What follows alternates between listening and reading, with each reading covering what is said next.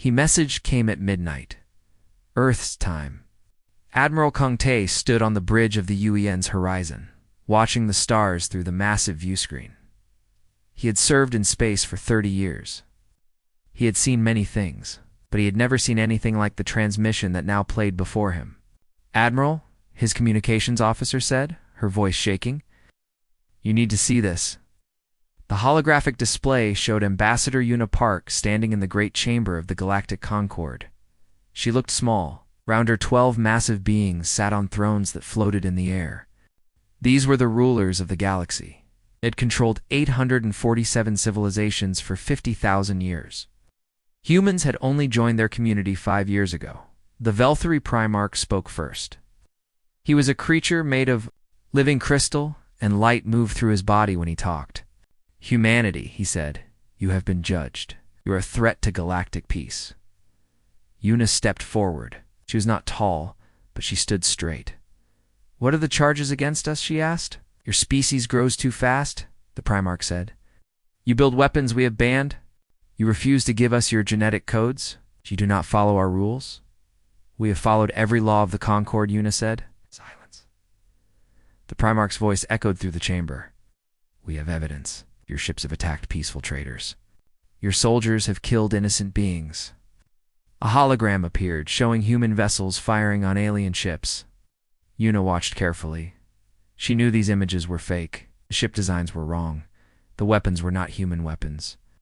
But she also knew that no one in this chamber would believe her. "These are lies," she said.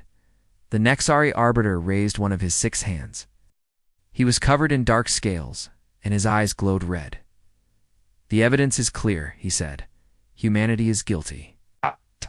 The Primarch stood. "You have 30 cycles to surrender all your military ships. You will destroy your colonies. You will give us complete access to your genetic material. If you refuse, we will destroy your species completely." Una did not move. She did not blink. "And if we choose to fight?"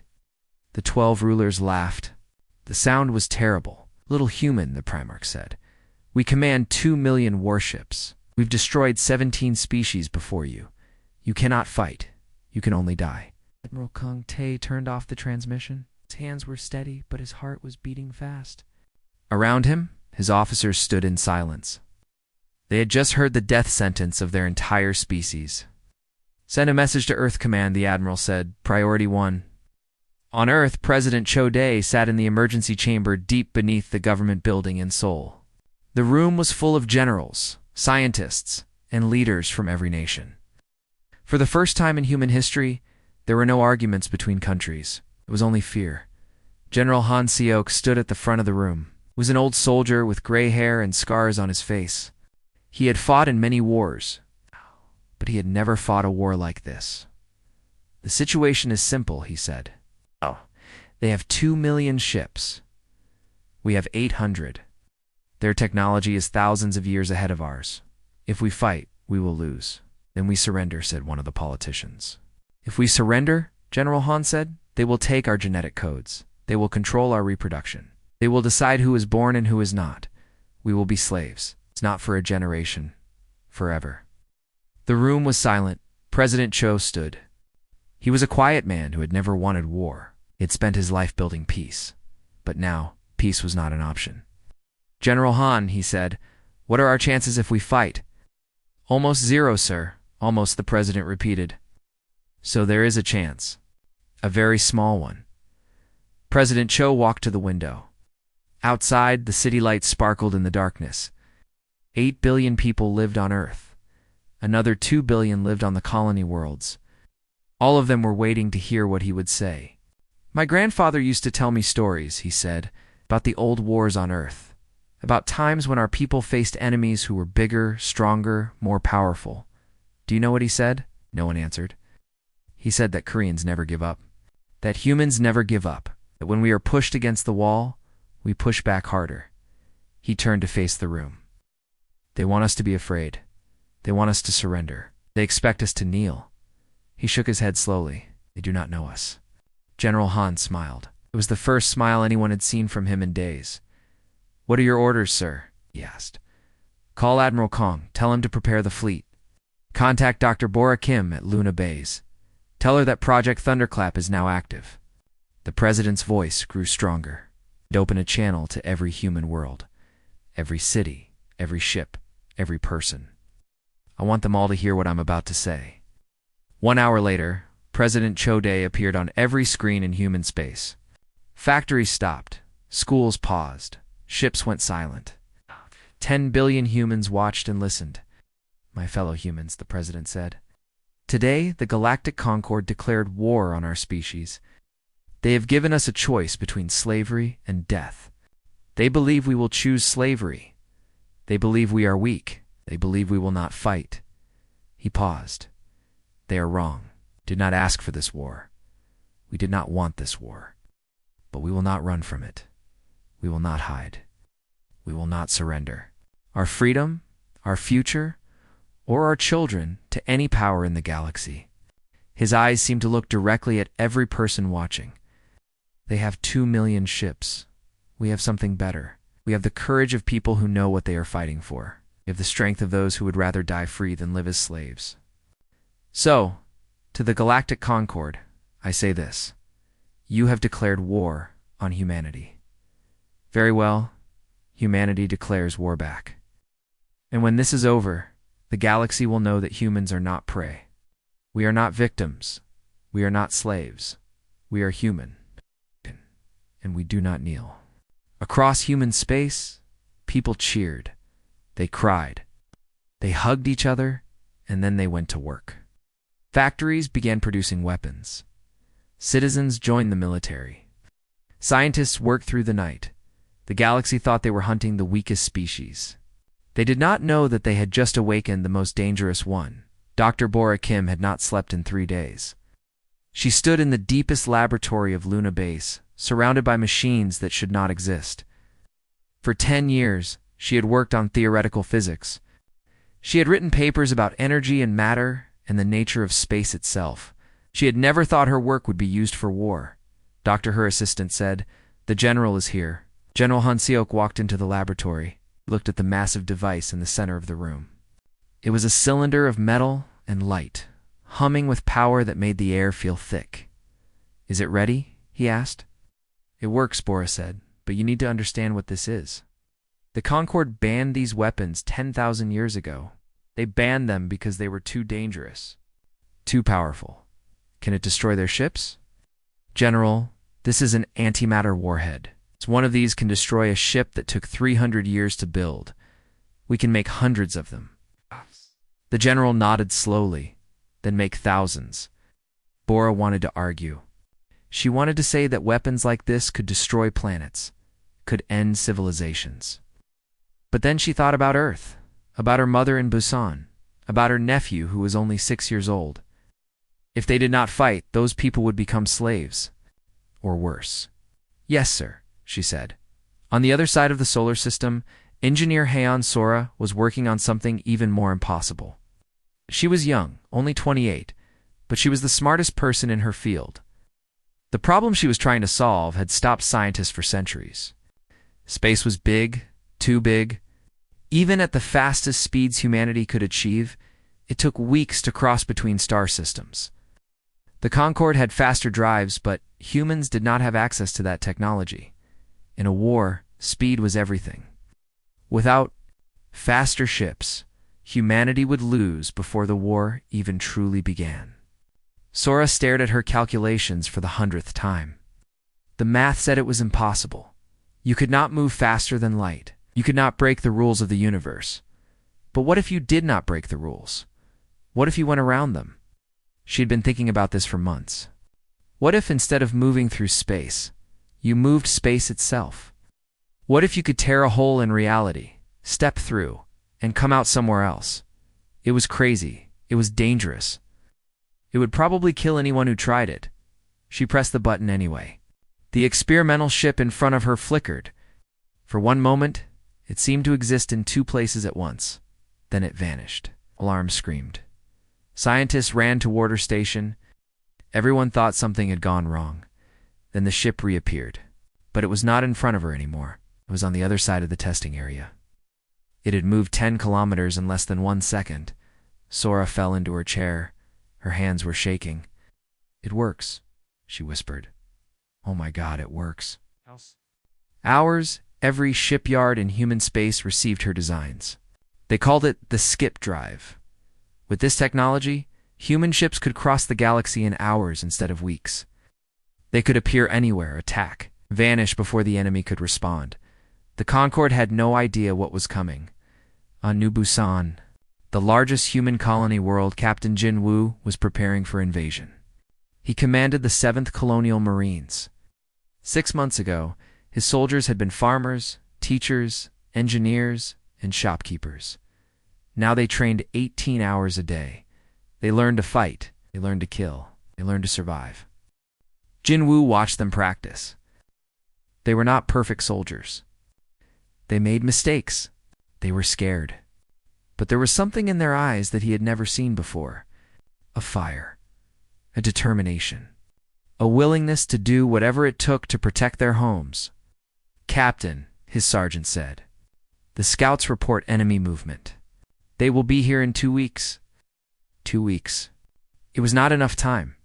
They needed months, years, but they did not have months or years.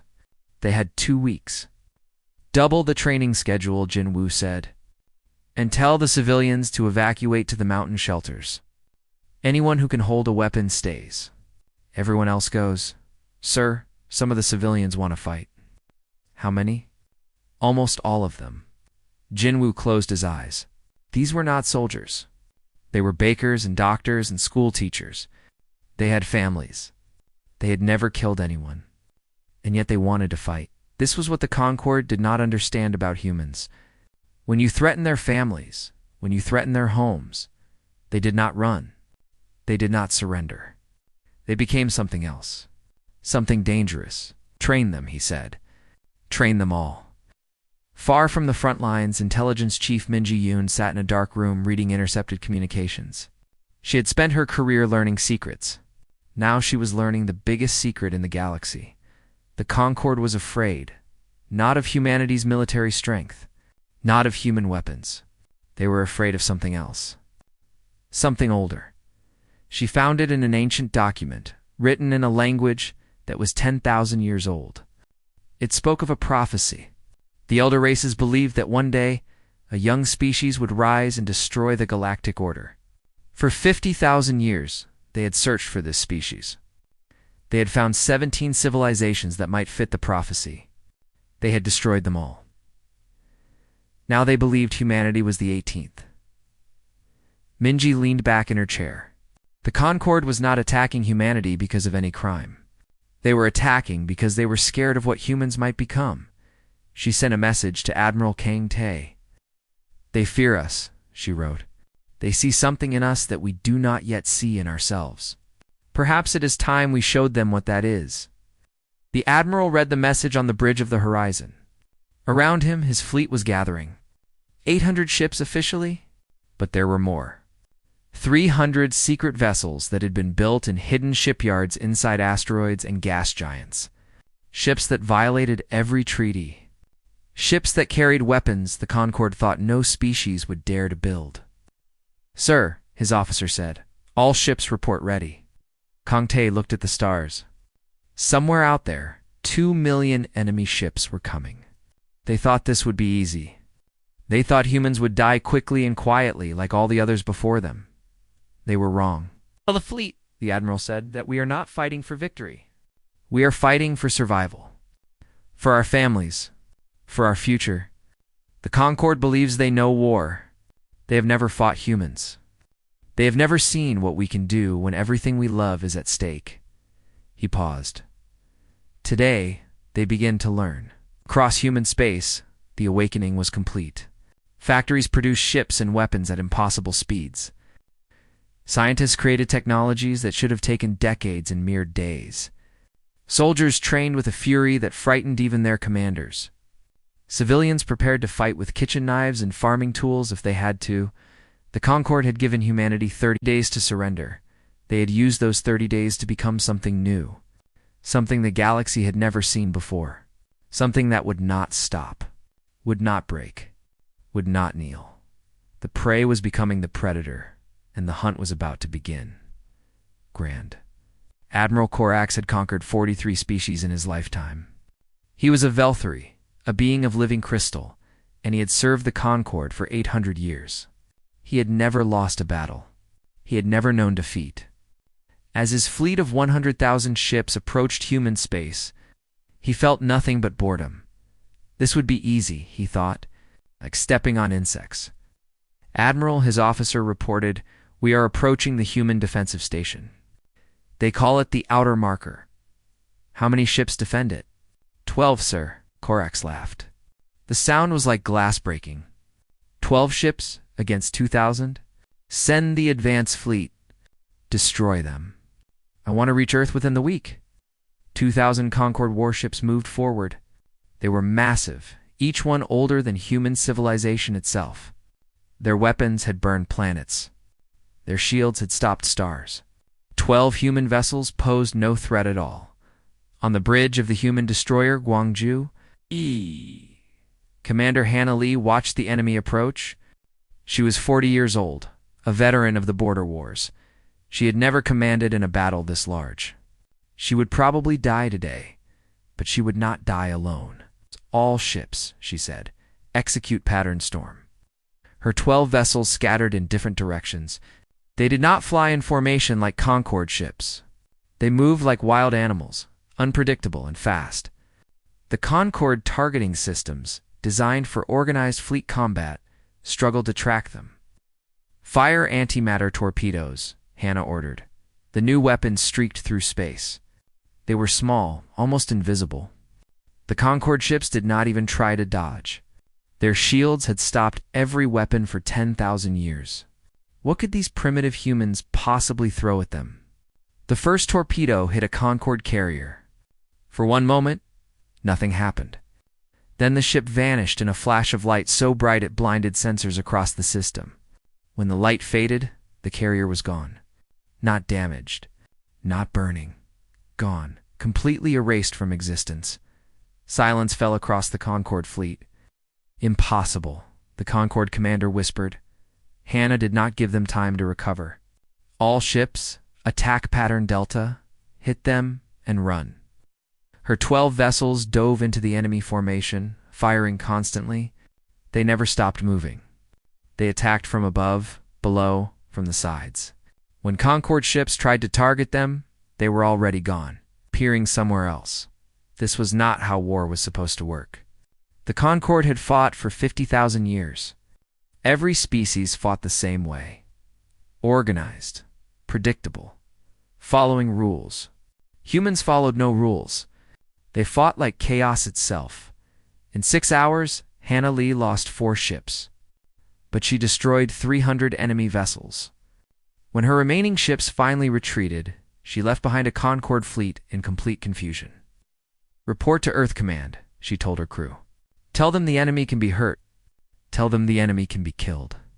Tell them we are not afraid." Far across the galaxy, Grand Admiral Corax received the news. 300 ships lost. To 12 human vessels, it was impossible. It was humiliating. It changed everything. But worse was coming. On New Busan, the first ground invasion began. The Concord deployed the Orvani legions. They were insect warriors, 8 feet tall, with armored skin and claws that could cut through metal. They had conquered 600 planets. No ground force had ever stopped them. 40,000 Orvani landed outside the colony's main city.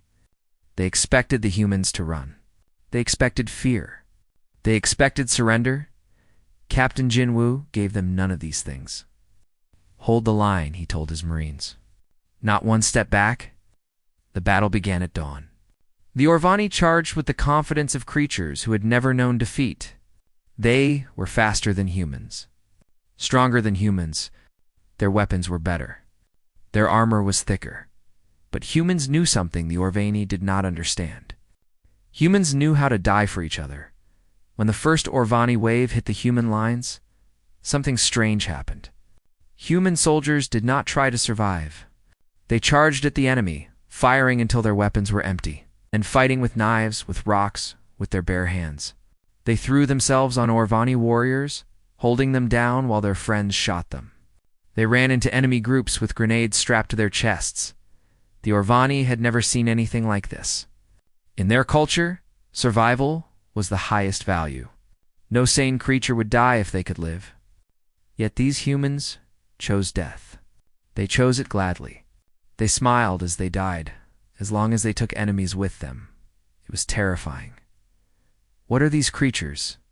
An Orvani commander screamed. Why will they not surrender? Jinwoo heard the transmission. He was bleeding from a wound on his face. Half his soldiers were dead, but his line had not broken. We are human, he said, and this is our home. The Orvani retreated. For the first time in their history, they ran from a battle they should have won. In space, Admiral Kang Tae prepared his trap. The main Concorde fleet was approaching the Jeongju Nebula. 40,000 ships, led by Grand Admiral Korax himself. They expected a simple battle. They expected human ships to fight and die like all the others. Admiral, his officer said, the enemy fleet is entering the nebula. Activate the skip drives. All ships. The human fleet vanished. For one moment, the Concorde sensors showed empty space. Then the humans appeared behind them. Then to the left. Then below. Then everywhere. Human ships flickered in and out of existence, attacking from impossible angles. They fired their weapons and vanished before the Concorde could respond. They reappeared somewhere else and attacked again. It was not a battle. It was a nightmare. Korax screamed orders at his commanders. Form up. Target the humans. Use the standard patterns. But there were no standard patterns for this. No tactics in any Concorde manual covered fighting an enemy who could be anywhere at any time. Dr. Bora. Kim's antimatter weapons tore through Concorde shields like paper. Engineer high. Unsora's skip drives made human ships impossible to hit. Intelligence Chief Min Ji-yoon's information let the humans know exactly where to strike in 6 hours. The Concorde lost 40,000 ships. Grand Admiral Korax, the greatest military commander in galactic history, fled the battlefield. He sent a desperate message to the High Council. His crystal body was cracked with stress. His voice was shaking with something he had never felt before. Fear. These humans, he said, are not like any species we have fought. They do not follow the rules of war. They do not value their own lives. They fight like they have already accepted death. They fight like they enjoy killing. We need more ships. We need new strategies. We need help, he paused. Or we need to make peace. Because if we continue this war, I am not sure we will win. On the bridge of the Dokdo, Admiral Kang Tae listened to the intercepted message. His fleet had suffered losses too. Thousands of sailors were dead. Many ships were damaged. But they had won. Against impossible odds, they had won. Send a message to all human worlds, he said. Tell them what happened here today. Tell them that the enemy can bleed. The enemy can break. The enemy can run. He looked at the stars, where the wreckage of Concorde ships drifted in silence. Tell them that humanity is no longer prey. The message spread across human space. In factories, workers cheered. In training camps, soldiers stood taller. In homes, families cried with relief and hope. The war was not over. It had barely begun. But something had changed.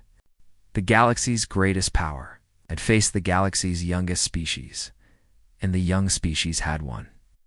Now, it was time to take the fight to them. The galaxy was watching. For 6 months, the news had spread from world to world, system to system, empire to empire. The youngest species in the Concorde had not only survived the extermination fleet, they had destroyed it. They had beaten the unbeatable. They had done what no one thought possible, and now they were coming fleet. Commander Yoon Minho stood on the bridge of the battleship Incheon, leading humanity's counterattack. Behind him were 2,000 human warships. 6 months ago, they had only 800. Now, emergency shipyards across human space were producing new vessels every day. New weapons. New technology. New soldiers. Operation Sunrise had begun. Commander, his tactical officer reported, we have arrived at the Nexori supply station. Mino looked at the holographic display. The station was massive, supplying fuel and weapons to 100 Concorde fleets. It was defended by 3,000 ships. By Concorde standards, it was impossible to attack. By human standards, it was just another target. All ships, Minho said, activate skip drives. Attack pattern Typhoon. The human fleet vanished and reappeared throughout the Concorde formation. They struck without warning, without mercy, without stopping. The Concorde defenders tried to organize, but humans did not give them time. Within 4 hours, the station was destroyed. The supply lines that fed the Concorde war machine were cut. Similar attacks happened across the galaxy. Human fleets appeared at communication relays, forward bases, and weapons factories. They struck fast and disappeared before reinforcements could arrive. The Concorde had never faced an enemy like this. Their strategies were useless. Their experience meant nothing. Intelligence Chief Min Ji-yoon had spent months building a network of spies and informants. Many alien species had been conquered by the Concorde long ago. They had lived under Concorde rule for thousands of years, afraid and silent. But now they saw something new. They saw the Concorde losing. They saw hope. One by one, they reached out to humanity. The Orvani want to talk, Mingi reported to President Cho. They are tired of being the Concorde soldiers. They want freedom. What do they want in exchange? Nothing. They simply want the war to end. It was the same story across the galaxy. Species who had served the Concorde for millennia were ready to rebel. They had been waiting for someone to show them that the Concorde could be beaten. Humanity had shown them. On the Concorde capital world of Nexus Prime, panic was spreading. The Council of 12 met in emergency session. For the first time in 50,000 years, they were afraid. We must send more fleets, the Vel-3 Primarch demanded. We must crush these humans. We have sent more fleets, the Nexari Arbiter replied. We have lost them all. Our shipyards cannot replace our losses. Our soldiers are refusing to fight. Half our member species are demanding peace. Then we will force them to fight. With what? Our power is collapsing. Every world is questioning our rule. If we push too hard, we will have civil war. The Primarch's crystal body glowed with rage. We are the masters of this galaxy. We have ruled for 50,000 years. We cannot lose to insects who discovered fire 5 minutes ago. At that moment, the chamber's holographic system activated without permission. A human face appeared, broadcast across the entire Concorde network. It was Ambassador Yuna Park. She had escaped Nexus Prime during the chaos of the first attacks. Now she was on a human ship, but her message reached every corner of the galaxy. People of the Concorde, she said, you have been told that humans are monsters. You have been told that we want to destroy you. This is a lie. Her voice was calm and strong. Billions of beings across thousands of worlds stopped to listen. We did not start this war. The Council of 12 declared us a threat before we had done anything wrong. They attacked us because they were afraid. Not afraid of what we had done, but afraid of what we might become. They saw in humanity something they could not control, so they tried to destroy us. She paused. We are not here to conquer the galaxy. We are not here to become the new tyrants. We are here to survive. And we are here to offer you something the Concorde never has: choice. Join us, and we will fight together for a galaxy where no species is a slave. Stand aside, and we will leave you in peace. But if you stand against us, understand this. We did not ask for this war, but we will finish it. The Concorde is falling.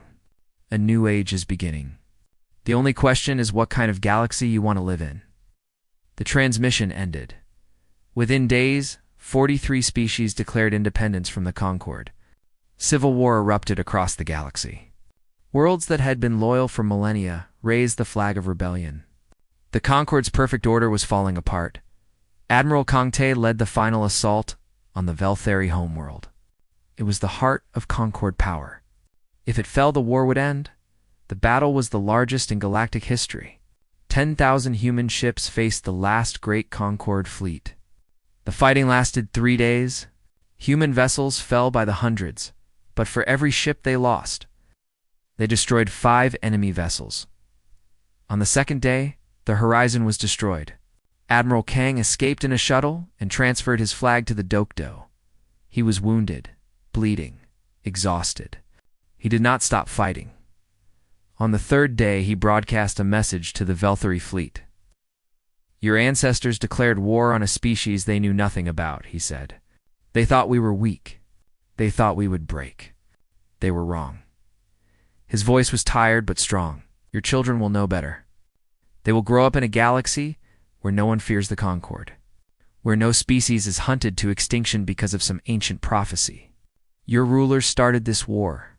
I am here to end it." The Velthari fleet commander listened to the message.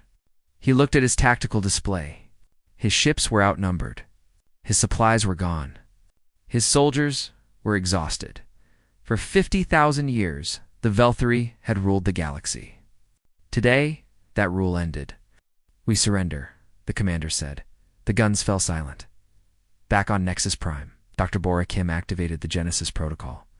It was not a weapon of destruction. It was something new. A pulse of energy swept across the system, disabling every Concord vessel without killing a single person. Ships that had terrorized the galaxy for millennia floated helpless in space. Captain Jinwoo led his Marines into the council chamber itself. The 12 rulers who had declared humanity's extinction sat on their thrones. Defeated and afraid, Jinwoo raised the United Earth flag where the Concord banner had flown for 50,000 years. "This war is over," he said. "Your rule is over." The Velthari Primarch looked at the humans standing before him. This small creature, this insect, this nothing. "How?" the Primarch whispered. "How did you defeat us?" Jinwoo thought about his soldiers, the farmers and teachers who had become warriors, the scientists who had worked without sleep, the civilians who had fought with their bare hands, the millions who had died so that billions could live free. "You did not understand us," he said. "You thought we were weak because we were young. You thought we would surrender because we were afraid. But fear does not make us weak. It makes us dangerous." He looked the ancient ruler in the eyes. "You declared war on humanity. You were not ready for what that meant." Across the galaxy, the news spread. The Concord had fallen. Humanity had won. Against 2 million ships, against 50,000 years of power, against the greatest empire the galaxy had ever known, the youngest species had become the strongest, and nothing would ever be the same again. Tone year had passed since the fall of the Concord. The galaxy was still healing. Worlds that had been at war for months were slowly rebuilding. Species that had been enemies were learning to become something else. On Nexus Prime, the Great Council Chamber looked different now. The 12 floating thrones were gone. In their place stood a simple, circular room, with seats for representatives from every species in the galaxy. No one sat higher than anyone else. No one ruled. Everyone had a voice. Ambassador Yuna Park stood at the center of the room. She had been elected as the first Secretary General of the new Galactic Assembly. It was a position that had not existed a year ago. A position that represented something the galaxy had never truly had: democracy. "The compliance registry is abolished," she announced. "From this day forward, no species will be forced to give genetic samples. No species will be monitored. No species will be controlled." A wave of approval swept through the chamber. Representatives from hundreds of worlds cheered. Some of them had lived under the Concord's genetic control for thousands of years. For the first time, they were free. "The independence of all former Concord subjects is recognized," Yuna continued. "Every world, every species, every civilization has the right to govern itself. The time of empires is over. The age of cooperation begins." Later that day, she met with President Chode. He had traveled from Earth for this moment. He was older now, tired from the war, but his eyes were still bright with hope. "You did it," he said. "You changed everything." "We did it," Yuna corrected. "Every human who fought, every human who worked, every human who refused to give up. This is their victory. The president smiled. And now, the hard part begins. Winning the war was one thing. Building the peace will be harder. The galaxy was damaged. Trust was broken. Old hatred still burned in many hearts. But for the first time, in 50,000 years, there was a chance for something better. On Earth, Admiral Kang Tae stood before a crowd of millions. He was a hero now, the most famous human in the galaxy. Songs were sung about him. Children played games pretending to be him. But he was tired of war, tired of fighting, tired of death. "I am retiring from military service," he announced. The crowd fell silent. They did not want their hero to leave. "We proved we could destroy," he said. "We proved we could conquer. We proved we could win against any enemy. Now we must prove something else. We must prove we can build. We can heal. We can forgive." He looked out at the faces of his people. Young and old, soldiers and civilians. All of them had suffered. All of them had lost something in the war. And all of them were still standing. The galaxy feared us because they did not understand us. They thought we were only good at killing. Let us show them that humans are good at something else. Let us show them that we can create a galaxy better than the one that came before. Far away on the Orvani homeworld, Dr. Bora Kim was meeting with alien doctors. She had brought them something precious. During the war, human scientists had developed new medical technologies. One of them could double the lifespan of the Orvani people. Why? The Orvani chief scientist asked, "We invaded your colony. We killed your people. Why would you help us?" Bora thought about the question. She remembered the war, the death, the hatred. It would have been easy to hate the Orvani forever. It would have been natural, because the war is over, she said. And holding on to hatred does not bring back the dead. It only creates more death. The Orvani scientist was silent for a long moment. Then he did something his species rarely did. He bowed his head in respect. Perhaps, he said, we did not understand humans at all. On New Busan, Captain Jin Woo walked through fields of green grass. 6 months ago, this place had been a battlefield. The ground had been soaked with blood. Bodies had covered the hills. Now, flowers were growing where soldiers had fallen. He was going home. For the first time in 2 years, he was going home. His family's farm was smaller than he remembered. The house had been damaged in the fighting, but his parents had rebuilt it. His mother was cooking in the kitchen. His father was working in the fields. They looked older, more tired, but they were alive. "Jinwoo," his mother said, tears streaming down her face. "You came back." He held her tight. He thought about all the soldiers who would never come home. All the families who would never see their children again. He had survived when so many had not. He did not know why. But he knew what he would do with the gift he had been given. "I am staying," he said. "No more fighting. No more war. I am going to grow rice and raise a family and live the life that so many died for." His father smiled. That is the best victory of all. In space, Commander Hannah Lee took command of the new Galactic Defense Fleet. It was a force unlike any before. Human ships flew alongside Velthari vessels. Orvani soldiers served with Nexari officers. Species that had been enemies for millennia now worked together. "Our mission," Hannah told her crew, "is not conquest. Our mission is protection. We defend the weak. We protect the innocent. We make sure that no species ever faces extermination again." She looked at the diverse faces around her. Humans, aliens, former enemies who had become friends. "The galaxy was built on fear," she said. "We will rebuild it on hope." On Earth, General Han Seok watched as the last of humanity's doomsday weapons were destroyed. The antimatter warheads that had won the war, the planet-killer bombs that had never been used. The weapons that could have destroyed civilizations. "Are you sure about this?" An aide asked that the old general nodded. "We built these because we had to. Because we faced extinction. But the war is over. We do not need weapons that can kill worlds. We need tools that can build them." The bombs were disassembled. The materials were recycled. The technology was converted into power generators that would light cities across the galaxy. "This is the difference," Han Siok said, "between what we were and what we choose to become." On Nexus Prime, Engineer Heian Sora stood on a balcony at sunset. The sky was purple and gold, beautiful in a way that Earth's sky never was. Ships from 100 different species flew overhead, carrying traders and diplomats and tourists. A year ago, those ships would have been at war. Now, they flew in peace. A young Velthari child approached her. The crystal being was small, barely reaching Sora's waist. Her body glowed with soft blue light. "You are human?"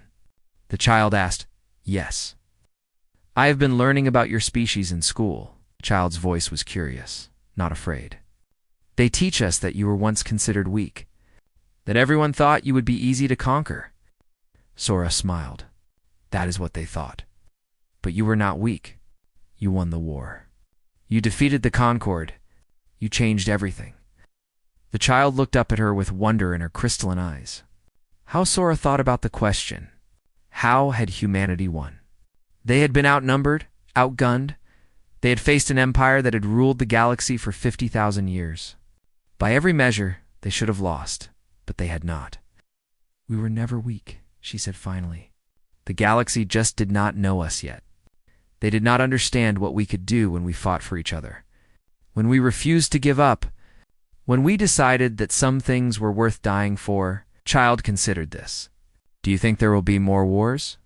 Sora looked at the peaceful sky, at the ships from 100 worlds, at the galaxy that was slowly learning to live without fear. "Maybe," she admitted. "The universe is big, and there will always be those who want to take from others. But now the galaxy knows something it did not know before."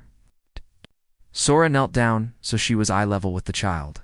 Now they know that the smallest species can become the strongest, that the youngest can defeat the oldest, that courage and determination and the refusal to surrender can overcome anything. She smiled. They know that humans are not prey, and they will never make the mistake of thinking we are again. The sun set over Nexus Prime. In the darkness, stars appeared. Billions of them, each one with worlds circling it. Each world with people living on it, all of them looking up at the same sky. The galaxy had changed forever, not because humanity had won a war, but because they had shown what was possible, that empires could fall, that freedom could be won, that the future belonged to those brave enough to fight for it. The war was over. The real work was just beginning, and humanity, the youngest species in the galaxy, would lead the way into a new dawn.